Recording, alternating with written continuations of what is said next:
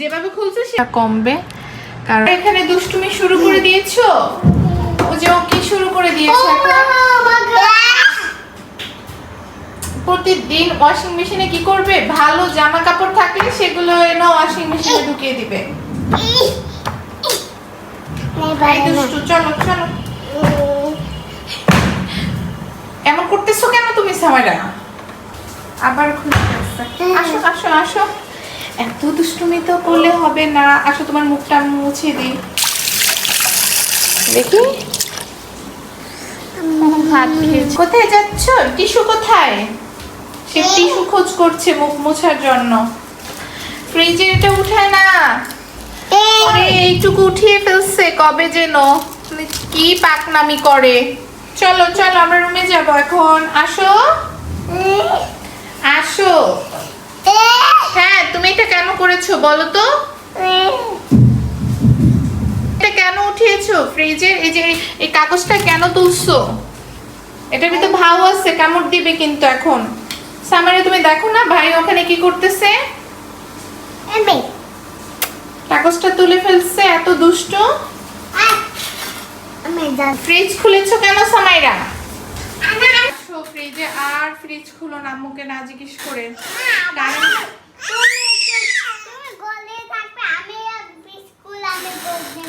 শোনো আমি কিন্তু মাইক দিব এরপরে যখন দেখবো ঠান্ডা লেগে যাবে।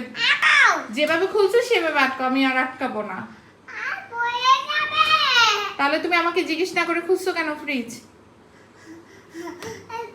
ঠান্ডা লেগে যাবে না জিজ্ঞেস করে করে ফ্রিজ খুলে না। সরি বলো না, বলবো না। দাঁড়াও আমি পাপাকে বলবো, পাপা আসুক বাসায় দেখো।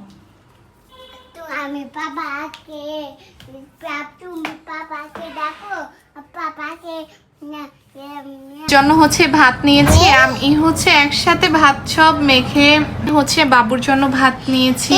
এগুলো কি এনেছি খাবে। ঘুম থেকে উঠেছি একটু আগে, তো ওকে এখন হচ্ছে আমি একটু একটু মানে ভাত দিতে চাই। খিচুড়ি একদমই খেতে চায় না, ছোট থাকতেই যা খিচুড়ি খেয়েছে, তো যাক ভাতটা নিলে ভালো, আমারও কষ্ট কিছু কমবে, কারণ খিচুড়ি রান্না করতেও ঝামেলা।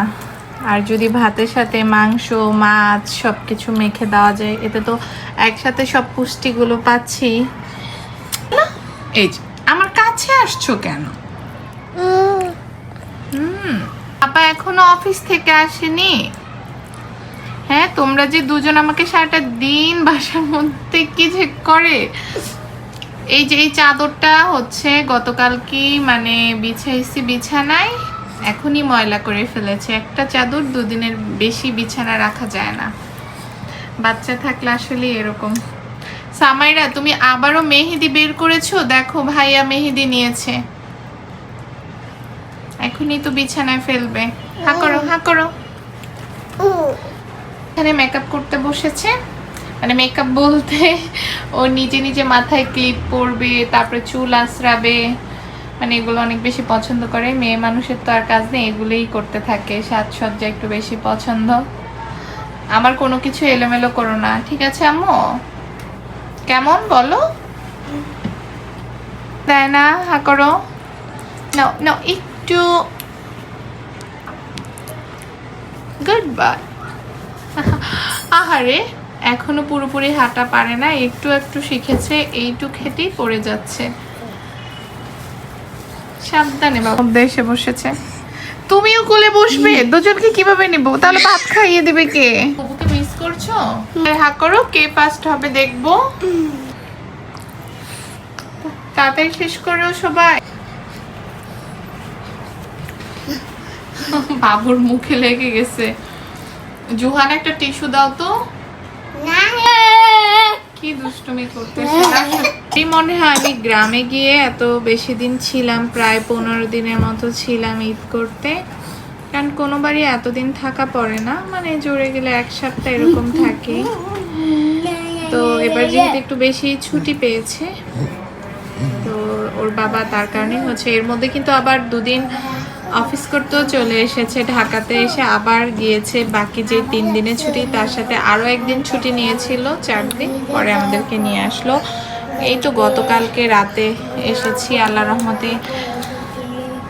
এসে বাসায় অনেক কাজ, আসলে দিন বাসা গুছিয়েছিলাম, কারণ এক জায়গায় বেড়াইতে যেরকম মজা, যাইতে সব কিছু নিতে হয়, আবার সেগুলো এসে পরিষ্কার করে হচ্ছে আলমারিতে উঠিয়ে রাখতে হয়, বাবুদের জামা কাপড়, আমাদের তো অনেক গুছানো থাকে।